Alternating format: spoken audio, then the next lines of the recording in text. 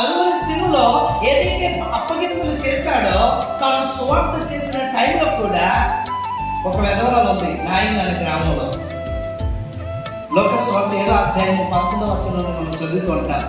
నాయన అనే గ్రామంలో ఒక విధవరాలు ఉంది, భర్త లేడు, ఒక్క ఎల్లస్తూ కుమారుడు ఉన్నాడు. కానీ ఆ కుమారుడు కూడా ఏమైపోయాడంటే చనిపోయాడు. ఇప్పుడు తల్లి గుండెలు బాదుకుంటూ ఏడుస్తుంది. నాకు ఇప్పుడు ఆధారం ఇది, నాకు ముందు చూపేది, నాకు అన్నం పెట్టి వారు ఎవరున్నారు, నా బాబులు చూసే వారు ఎవరున్నారు, నన్ను ఆదరించే వారు ఎవరున్నారు, నా కష్టాల్లో నాకు తోడు ఉన్న వారు ఎవరున్నారు, ఇంకా నేను బ్రతికేది ఎందుకు, నేను చనిపోతే పెట్టారు అనుకుంది. గుండెలు బాదుకుంటూ ఏడుస్తుంది.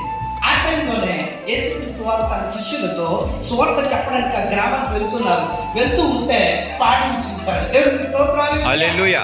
పాడిని మోస్తున్న వారిని చూశాడు. దానికంటే ప్రాముఖ్యంగా విలవిలలాడిపోతున్నా